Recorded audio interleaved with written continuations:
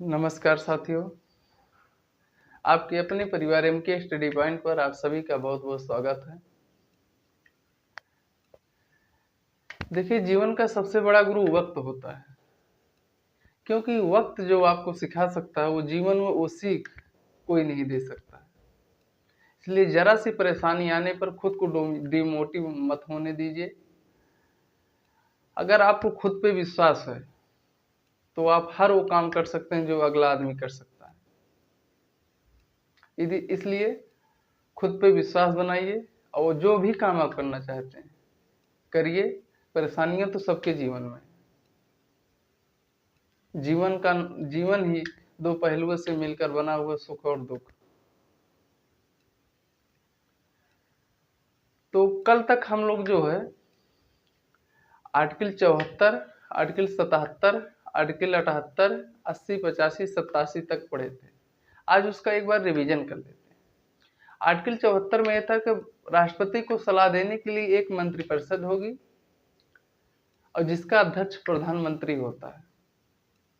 Article 77 में है, देश की समस्त कार्य राष्ट्रपति के नाम पर किए हुए माने जाएंगे, जबकि वास्तविक शक्ति प्रधानमंत्री में निहित होगी। लेकिन इसमें आर्टिकल 77 में इतना ही लिखा गया है कि देश के समस्त कार्य जो है राष्ट्रपति के नाम से ही किए हुए माने जाएंगे। वहीं आर्टिकल 78 में है कि राष्ट्रपति संघ से संबंधित प्रशासनिक और विधायी सूचना को प्रधानमंत्री से मांग सकता है और प्रधानमंत्री का भी यह कर्तव्य होगा कि समय समय पर इसकी सूचना राष्ट्रपति को दे। वहीं आर्टिकल 80 में है कि राष्ट्रपति राज्यसभा में 12 सदस्यों का मनोनयन कर सकता है और वो सदस्य विज्ञान, साहित्य, कला, समाज सेवा के क्षेत्र में उत्कृष्ट कार्य के लिए जाने जाते हैं। आर्टिकल 85 में है कि राष्ट्रपति लोकसभा का विघटन कर सकता है, सत्रावसान कर सकता है और आहूत कर सकता है। और आर्टिकल 87 में है राष्ट्रपति के अभिभाषण का उल्लेख किया गया है।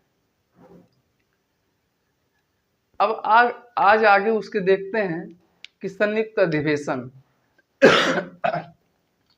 अभी राष्ट्रपति से संबंधित अनुच्छेद चल रहा है। देखते हैं संयुक्त अधिवेशन।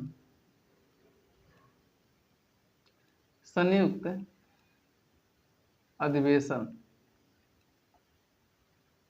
इसका उल्लेख अनुच्छेद, अब इसको देखते हैं कि संयुक्त अधिवेशन का प्रावधान किस अनुच्छेद में किया गया है। अनुच्छेद, संयुक्त अधिवेशन कौन बुलाता है?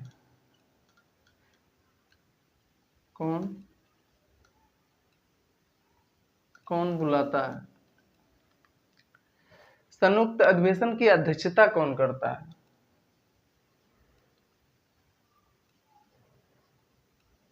अध्यक्षता कौन करता है? किस विधेयक पर संयुक्त अधिवेशन बुलाया जाता है? किस विधेयक पर संयुक्त अधिवेशन बुलाया जाता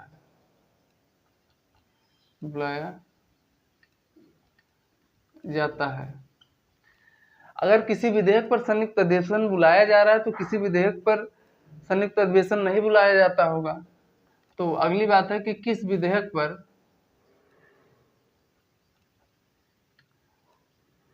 संयुक्त अधिवेशन नहीं बुलाया जाता है? संयुक्त अधिवेशन नहीं बुलाया जाता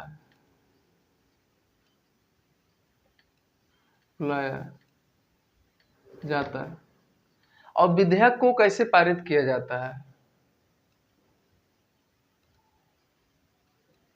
विधेयक को कैसे पारित किया जाता है? पारित किया जाता है। अब एक एक करके देखते हैं कि विधेयक को कैसे पारित किया जाता है और संयुक्त अधिवेशन कब बुलाया जाता है। एक चीज इसमें और देख लीजिए कि संयुक्त अधिवेशन कब बुलाया जाता है, कब बुलाया जाता है, बुलाया जाता है। देखिए पढ़ने के सबसे अच्छे तरीका है कि चार्ट बना के पढ़िए, उससे जो कि आप जो कम समय में उसका रिवीजन भी कर सकते हैं। अब देखिए पहली बात है कि संयुक्त अधिवेशन का प्रावधान किस अनुच्छेद में किया गया है, तो अनुच्छेद 108 में किया गया है संयुक्त अधिवेशन का प्रावधान। कौन बुलाता है संयुक्त अधिवेशन, तो संयुक्त अधिवेशन राष्ट्रपति बुलाते हैं। क्या राष्ट्रपति अपने स्वविवेक से बुलाते हैं? नहीं, मंत्रिपरिषद की सलाह पर बुलाते हैं। मंत्रिपरिषद की सलाह पर बुलाते हैं। कब बुलाया जाता है? जब दोनों सदनों के मध्य मतभेद पैदा हो जाए, जब दोनों सदनों के मध्य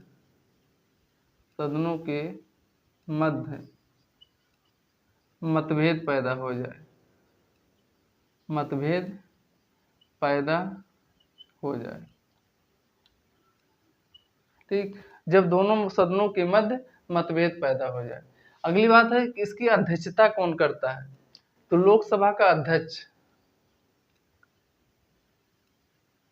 बात यह आती है कि क्या लोकसभा का अध्यक्ष ही सिर्फ करता है? नहीं, अगर लोकसभा का अध्यक्ष उपस्थित नहीं है, लोकसभा का अध्यक्ष अगर ये उपस्थित नहीं है तो लोकसभा के उपाध्यक्ष भी इसकी अध्यक्षता कर सकते हैं। अगर ये भी उपाध्यक्ष भी अनुपस्थित है तो राज्यसभा का उपसभापति जो होता है वो जो है संयुक्त अधिवेशन की अध्यक्षता कर सकता है।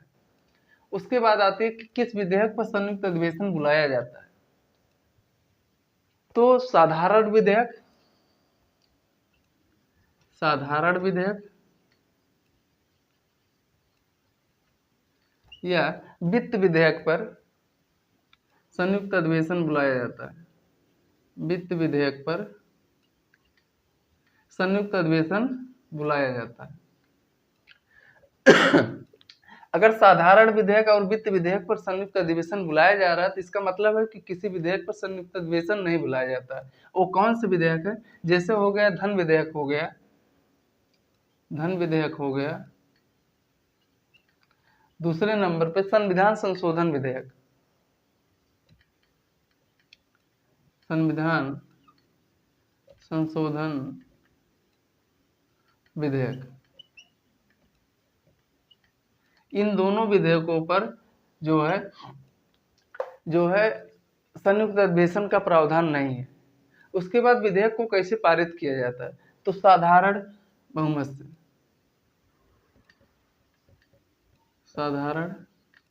से पारित किया जाता है, बहुमत से पारित किया जाता है। इस प्रकार से देखा जाए। और एक चीज इसमें और आता है कि संयुक्त अधिवेशन अब तक कितनी बार बुलाया गया है, तो एक चीज इसमें और मेंशन कर लीजिए कि संयुक्त अधिवेशन अगर अब तक पूछा जाए कि कितनी बार बुलाया गया है, संयुक्त अधिवेशन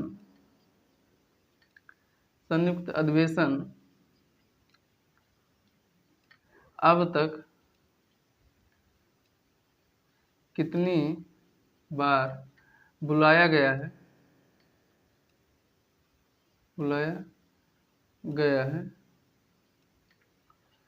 देखिए अब तक जो 3 बार सिर्फ संयुक्त अधिवेशन बुलाया गया है। कब कब बुलाया गया है? 1960 में बुलाया गया है, 1978 में बुलाया गया है और उसके बाद 2002 में बुलाया गया है। ये अभी तक 3 बार जो है संयुक्त अधिवेशन बुलाया गया है। अब देख लीजिए एक बार इसको, जैसे संयुक्त अधिवेशन है कि पूछता है, इसका बहुत इंपॉर्टेंट है संयुक्त अधिवेशन।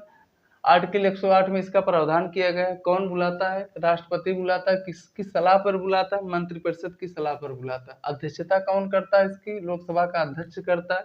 अगर इसकी अनुपस्थिति है तो लोकसभा का उपाध्यक्ष भी इसकी अध्यक्षता कर सकता है। अगर वो भी अनुपस्थित है तो राज्यसभा का उपसभापति भी इसकी अध्यक्षता कर सकता है। कब बुलाया जाता है? जब दोनों सदनों के मध्य मतभेद पैदा हो जाए। दूसरी बात है किस विधेयक पर बुलाया जाता है, तो साधारण विधेयक और वित्त विधेयक पर संयुक्त अधिवेशन बुलाया जाता है। किस विधेयक पर नहीं बुलाया जाता है? तो धन विधेयक और संविधान संशोधन विधेयक पर नहीं बुलाया जाता है। उसी प्रकार से विधेयक को कैसे पारित किया जाता है? तो साधारण बहुमत से विधेयक को पारित किया जाता है। उसके बाद है संयुक्त अधिवेशन अब तक कितनी बार बुलाया गया है? तो अब तक जो है टोटल 3 बार संयुक्त अधिवेशन बुलाया गया, 1960 में, 1978 में, 2002 में। अब तक टोटल 3 बार संयुक्त अधिवेशन बुलाया गया। अब इसके आगे अगला अनुच्छेद अगर देखें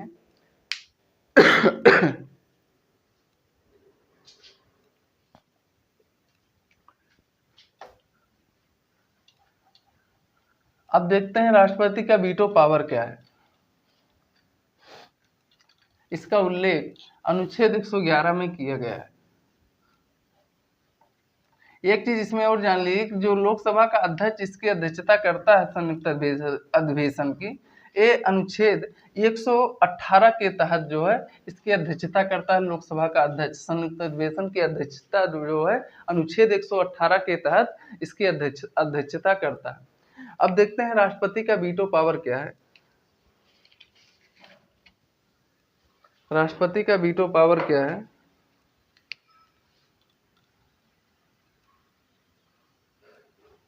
राष्ट्रपति का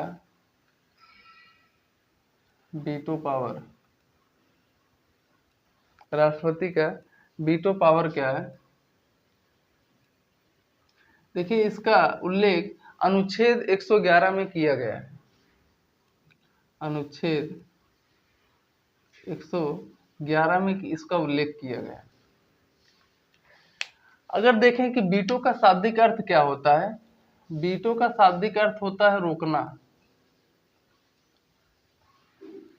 वीटो का शाब्दिक अर्थ होता है रोकना। और अनुच्छेद 111 के तहत कार्यपालिका प्रमुख यानी कि राष्ट्रपति, भारत के राष्ट्रपति को वीटो की शक्ति का प्रयोग नहीं किया गया। इसके स्थान पर निषेधाधिकार शक्ति का प्रयोग किया गया है। हमारे संविधान में वीटो शब्द का प्रयोग नहीं किया गया है। जैसे देख लेते हैं, इसका शाब्दिक अर्थ होता है अनुच्छेद 111 के तहत, अनुच्छेद 111 के तहत कार्यपालिका प्रमुख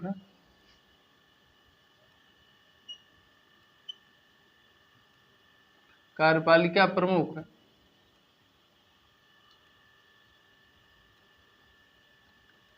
कार्यपालिका प्रमुख यानी कि भारत के राष्ट्रपति को, भारतीय राष्ट्रपति को वीटो की शक्ति प्राप्त है। वीटो की शक्ति प्राप्त है। दूसरी बात है कि इसका प्रयोग, वीटो की शक्ति का प्रयोग हमारे संविधान में नहीं किया गया है। वीटो पावर का प्रयोग हमारे संविधान में नहीं किया गया है। हमारे संविधान में नहीं किया गया है, नहीं किया गया है, बल्कि इसके स्थान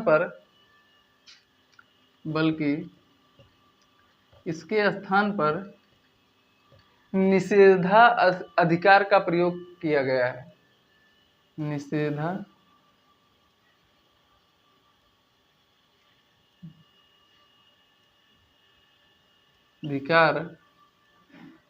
शक्ति का प्रयोग किया गया है।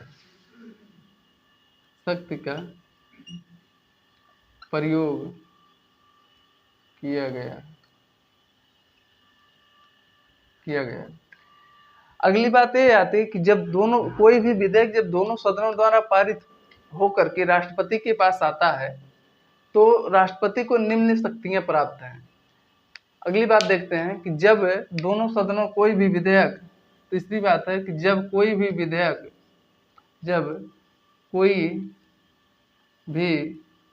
विधेयक दोनों सदनों द्वारा पारित होकर, दोनों सदनों द्वारा पारित होकर राष्ट्रपति के पास आता है, राष्ट्रपति के पास आता है तो राष्ट्रपति को निम्न शक्तियां प्राप्त है तो राष्ट्रपति को निम्न शक्तियां प्राप्त हैं, निम्न शक्तियां प्राप्त हैं। अब देखते हैं कौन कौन सी शक्तियां प्राप्त हैं। देखिए, अब अगर दोनों सदनों द्वारा पारित होकर के विधेयक कोई राष्ट्रपति के पास आता है तो राष्ट्रपति चाहे तो उसकी अनुमति दे दे और राष्ट्रपति चाहे तो उसकी अनुमति ना दे। तीसरी बात यह है कि अगर वो धन या संविधान संशोधन विधेयक नहीं है तो राष्ट्रपति सदन के पास पुनर्विचार के लिए भेज सकता है। अर्थात इससे निष्कर्ष निकलता है कि अगर धन विधेयक या संविधान संशोधन विधेयक है उसे पुनर्विचार के लिए नहीं भेज सकता, अर्थात उस पर उसकी सहमति देना जरूरी है। तो देखते हैं अगली बात क्या है। पहली बात है इसमें कि राष्ट्रपति चाहे तो अपनी अनुमति दे दे, राष्ट्रपति चाहे तो अपनी अनुमति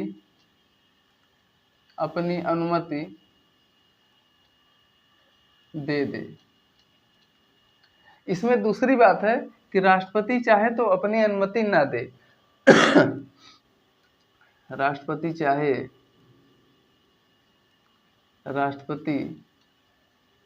तो अपनी अनुमति ना दे। तीसरी बात इसमें सबसे इम्पोर्टेंट है कि यदि यह विधेयक धन और संविधान संशोधन विधेयक नहीं है,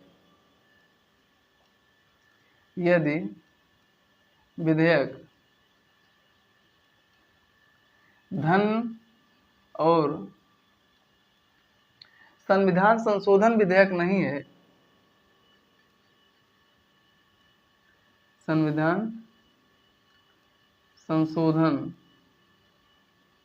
विधेयक नहीं है तो राष्ट्रपति सदन के पास है तो राष्ट्रपति पुनर्विचार के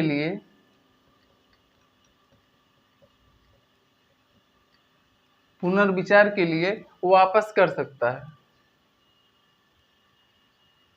वापस कर सकता है।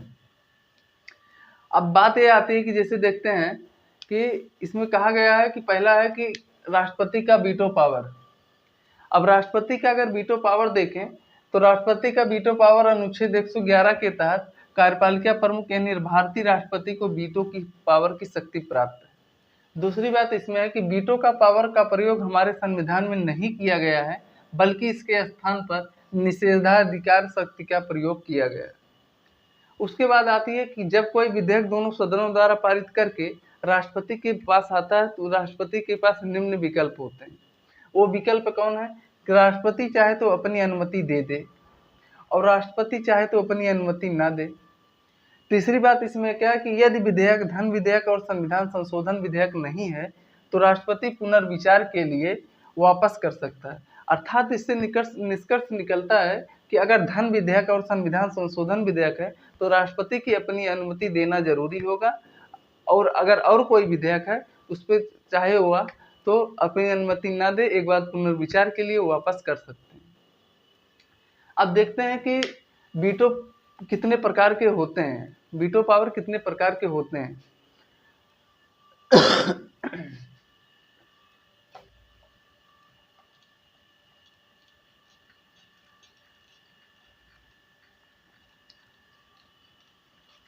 देखिए, वीटो पावर कुल 4 प्रकार के होते हैं। वो 4 प्रकार कौन कौन से हैं?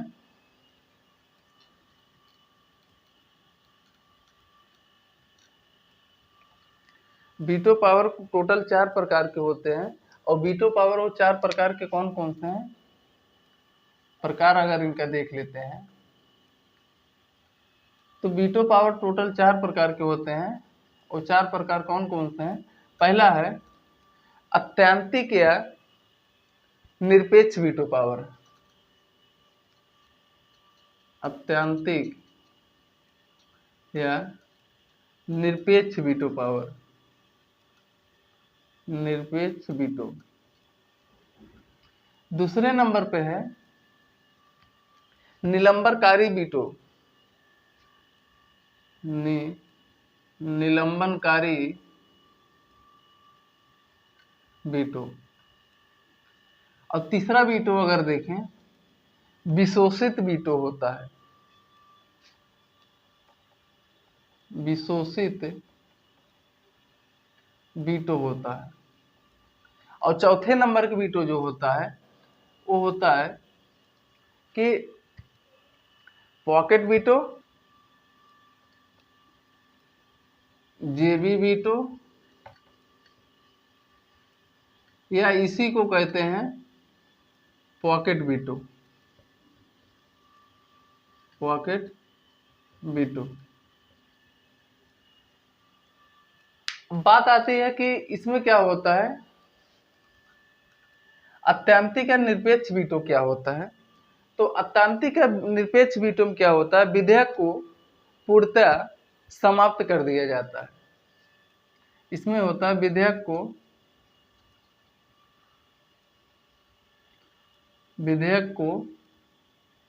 पूर्णतः समाप्त कर दिया जाता है, कर दिया जाता है। निलंबनकारी वीटो को जो है, इसे साधारण विधेयक वीटो को पारित करती है। इसमें निलंबनकारी वीटो में क्या होता है कि विधायिका जो है साधारण बहुमत से विधेयक को खारिज करती है। विधायिका साधारण बहुमत से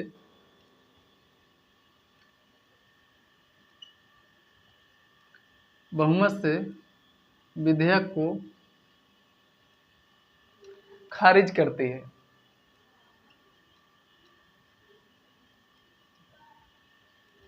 खारिज करती है। और जो विशोषित वीटो है, इस वीटो को, इसमें विधायिका विशेष बहुमत से विधेयक को खारिज करती है। विधायिका विशेष बहुमत से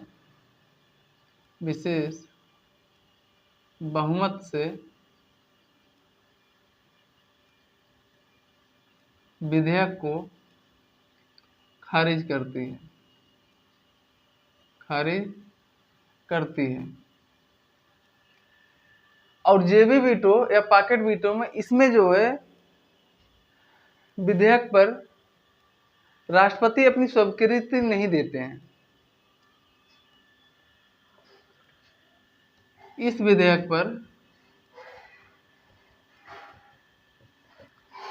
विधेयक पर राष्ट्रपति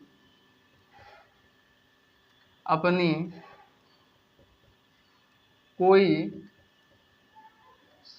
प्रतिक्रिया नहीं देते हैं,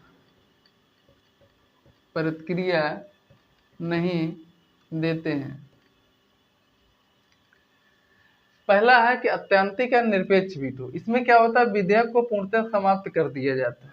दूसरे निलंबनकारी वीटो में ज्यादातर एग्जाम में वीटो के पावर है तो पूछ लिया। उसके बाद देखते हैं जैसे निलंबनकारी वीटो किसे कहते हैं। इसमें विधायिका साधारण बहुमत से विधेयक को खारिज कर देती है। उसी प्रकार विशोषित वीटो जो है, इसमें विधायिका जो है विशेष बहुमत से विधेयक को खारिज कर देती है। और जेबी वीटो या इसी को पॉकेट वीटो के नाम से भी जानते हैं, इस विधेयक पर राष्ट्रपति अपनी कोई प्रतिक्रिया नहीं देती, अर्थात मौन स्थिति हो जाती है। ठीक, इसी स्थिति पर 1986 में डाक संशोधन विधेयक पर ज्ञानी जैल सिंह ने इसी का प्रयोग किया था। 1986 में ज्ञानी जैल सिंह डाक संशोधन विधेयक पर इसी का प्रयोग किया था, इसी का प्रयोग किया था। बात ये आती है कि क्या ये जो अत्यंतिक वीटो है या निलंबनकारी वीटो है या विशोषित वीटो है या जेबी वीटो है, क्या चारों वीटो पावर की शक्ति भारतीय राष्ट्रपति को प्राप्त है? तो नहीं। देखिए जैसे है हो गया, इसमें नोट करके देख लीजिए कि अत्यंतिक वीटो,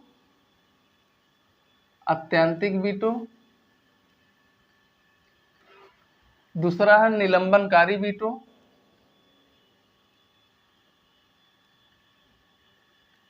तीसरा है जेबी वीटो।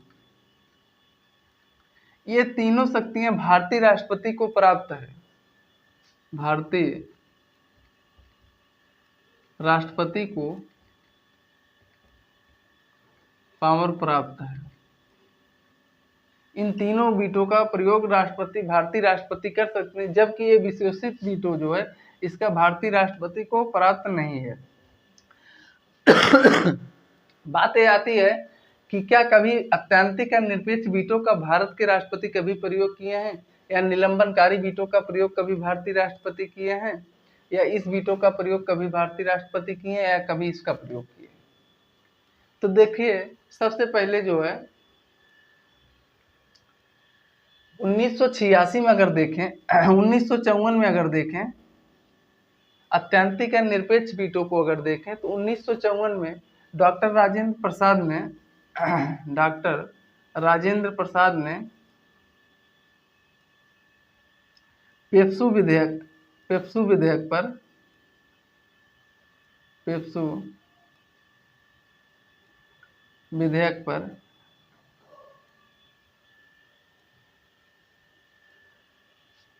विधेयक पर इसका प्रयोग किया था,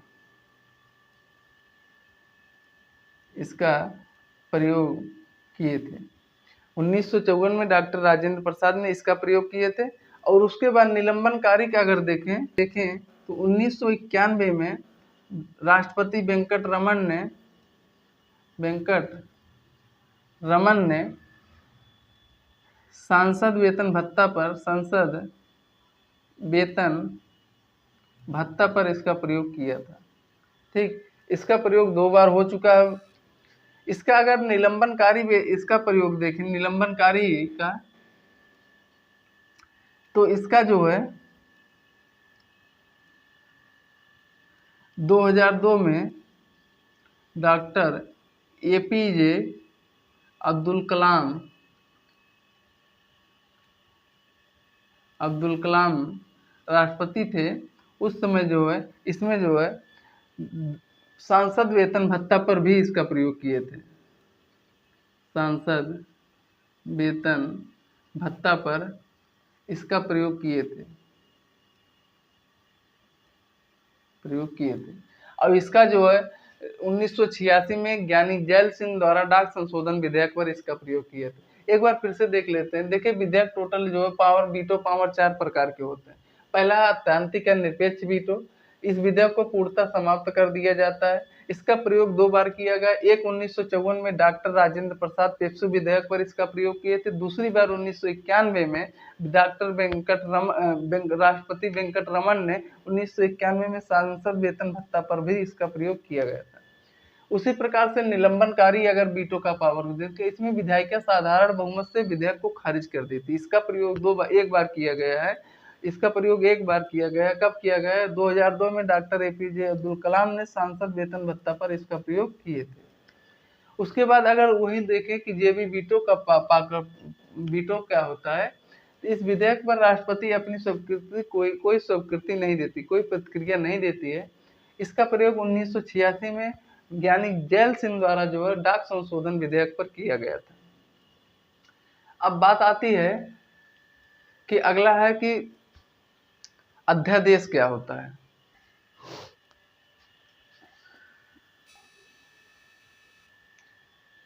देखते हैं कि राष्ट्रपति का अध्यादेश।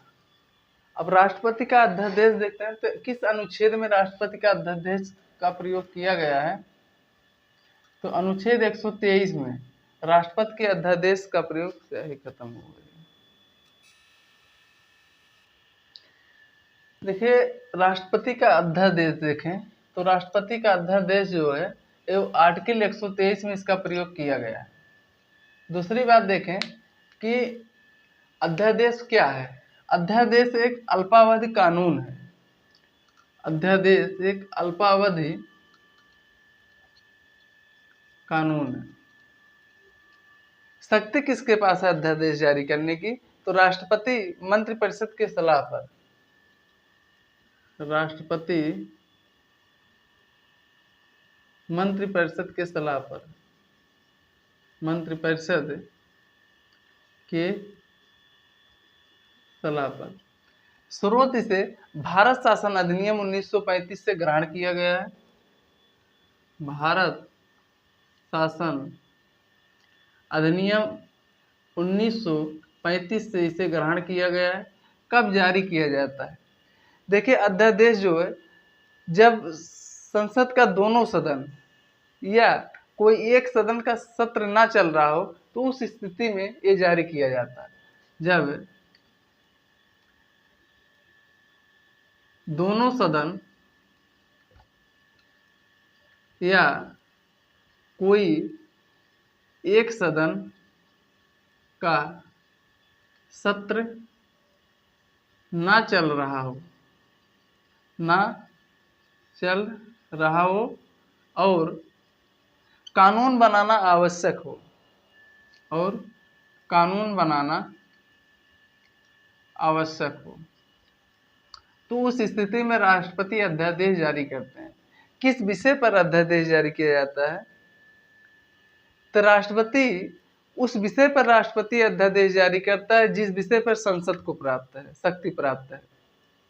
संसद संघ सूची और समवर्ती सूची पर कानून बनाती है, तो संघ सूची और समवर्ती सूची पर भी जो है राष्ट्रपति अध्यादेश जारी कर सकता है। जैसे देखते हैं राष्ट्रपति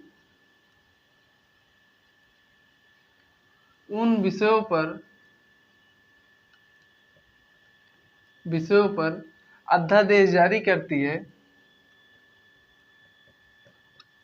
अध्यादेश जारी करती है जिन विषयों पर संसद कानून बनाने के लिए अधिकृत है। जिन विषयों पर संसद कानून बनाने के लिए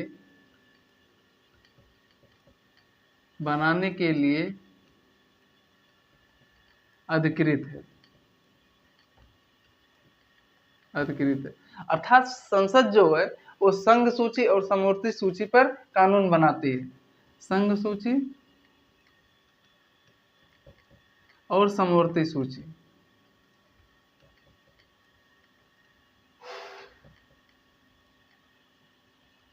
ठीक, प्रभाव इसका क्या होगा या शक्ति क्या होगी? इसका प्रभाव या शक्ति वैसे होगी जैसे संसद कानून बनाती है वही इसकी भी शक्ति होगी। जैसे संसद कानून बनाती है। क्या राष्ट्रपति राज्य सूची पर भी अध्यादेश जारी कर सकते हैं? बिल्कुल। शासन लागू है या आपातकाल लागू है तो इस स्थिति में राष्ट्रपति जो राज्य सूची के विषयों पर कानून या अध्यादेश जारी कर सकते हैं। इसकी शक्ति जो अध्यादेश जारी करते हैं उसका वही प्रभाव होता है जो संसद कानून बनाती है, जिससे उसका प्रभाव होता है सेम वैसे ही प्रभाव इसका भी होता है।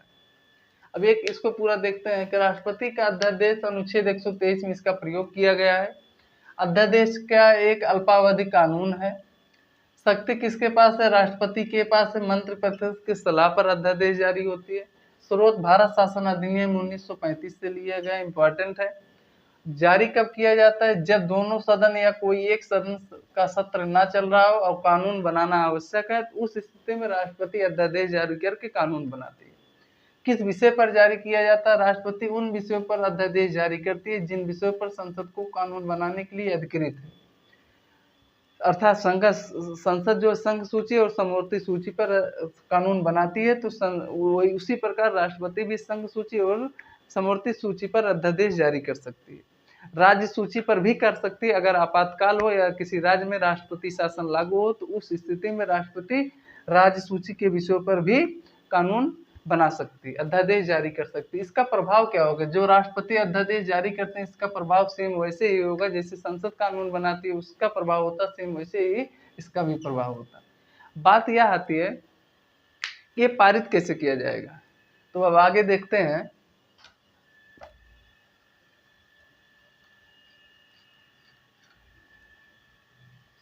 राष्ट्रपति इसको पारित कैसे किया जाएगा?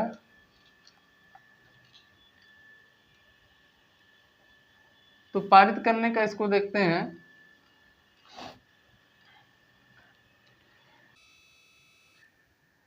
अब देखते हैं कि इस अध्यादेश को कैसे पारित किया जाता है।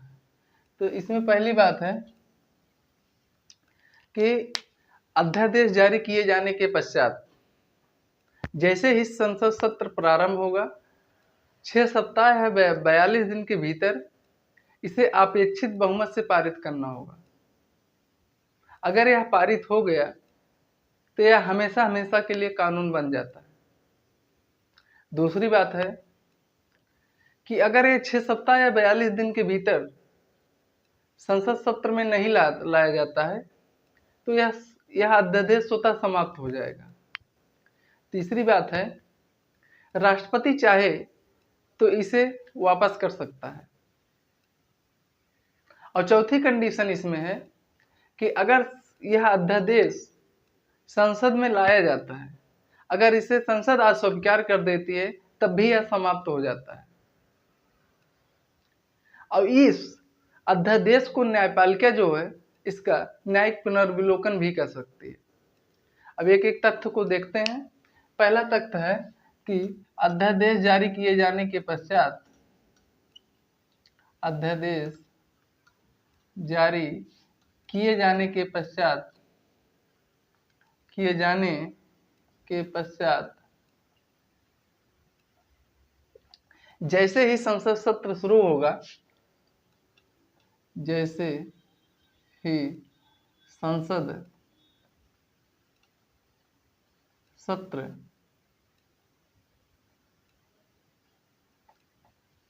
सदन सत्र शुरू होगा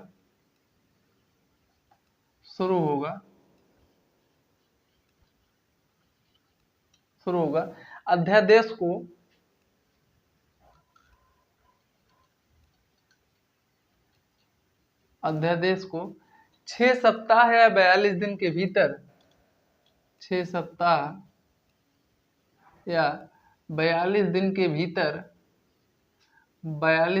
भीतर इसे अपेक्षित बहुमत से पारित करना होगा। इसे अपेक्षित बहुमत से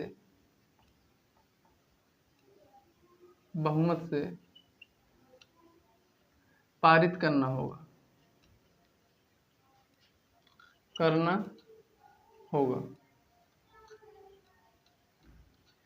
अगर यह अपेक्षित बहुमत से पारित हो गया, तो यह हमेशा हमेशा के लिए कानून बन जाएगा। तो यह हमेशा हमेशा के लिए कानून बन जाता है,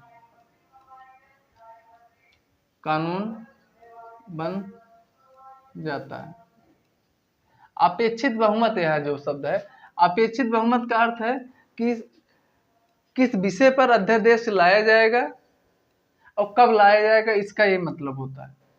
अब दूसरी बात है कि राष्ट्रपति चाहे तो इसे वापस कर सकता है। राष्ट्रपति चाहे तो इस अध्यादेश को वापस कर सकता है। तीसरी बात इसमें क्या है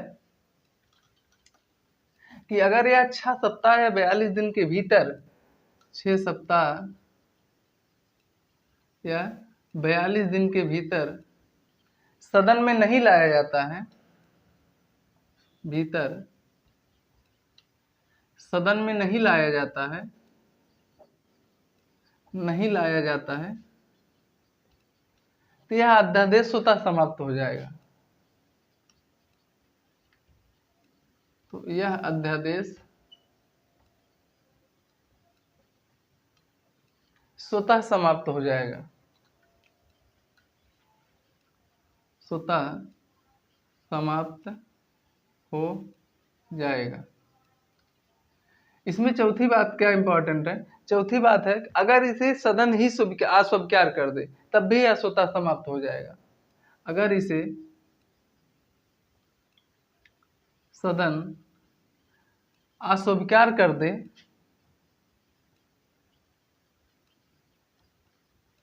अस्वीकार कर दे तब भी यह समाप्त हो जाएगा, समाप्त हो जाएगा। एक इसमें इंपॉर्टेंट बात यह है कि अध्यादेश की अधिकतम अवधि 6 सप्ताह या 6 माह हो सकता है। पांचवी इसमें इंपॉर्टेंट बात यह है कि अध्यादेश की अधिकतम अवधि जो है, अध्यादेश की अधिकतम अवधि, अधिकतम अवधि 6 सप्ताह या 6 माह हो सकती है, हो सकती है।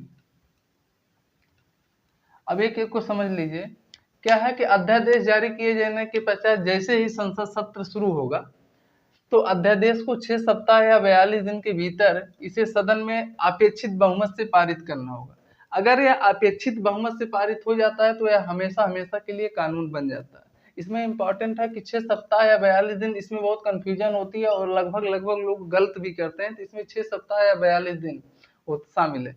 दूसरी बात है कि राष्ट्रपति चाहे तो वापस भी कर सकता, वापस भी ले सकता है इसे।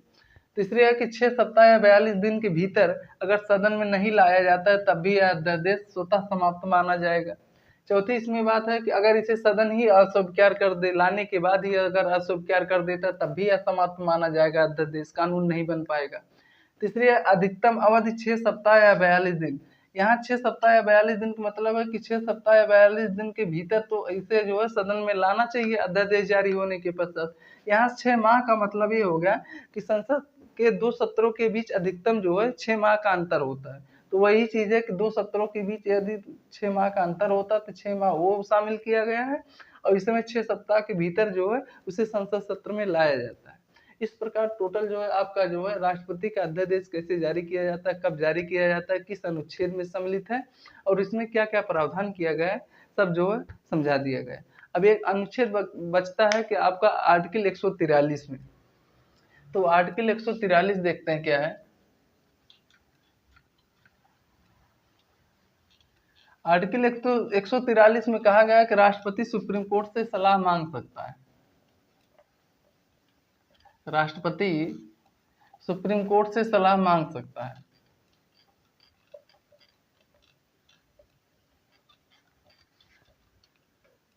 अनुच्छेद 143, अनुच्छेद 143, अनुच्छेद 143 में इसका उल्लेख किया गया कि राष्ट्रपति सुप्रीम कोर्ट से सलाह मांग सकता है, राष्ट्रपति सुप्रीम कोर्ट से सलाह मांग सकता है, मांग सकता है। यहां ध्यान देने योग्य बात यह है कि राष्ट्रपति सुप्रीम कोर्ट से सलाह मांग सकता है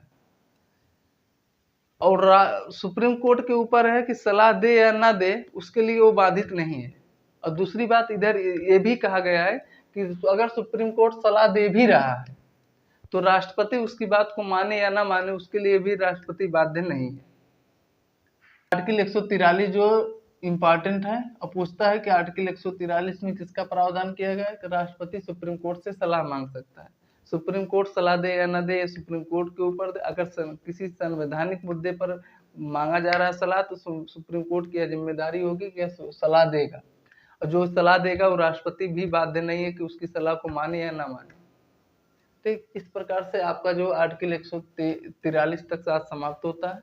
कल इसके आगे से अब जो है अभी राष्ट्रपति से आपातकाल जितना संबंधित है आर्टिकल 352, 356, 360 इसको जो पढ़ाया जाए अभी कल जो है इस पे क्लास चलेगी। इसके बाद जो आगे से फिर शुरू होगा उपराष्ट्रपति।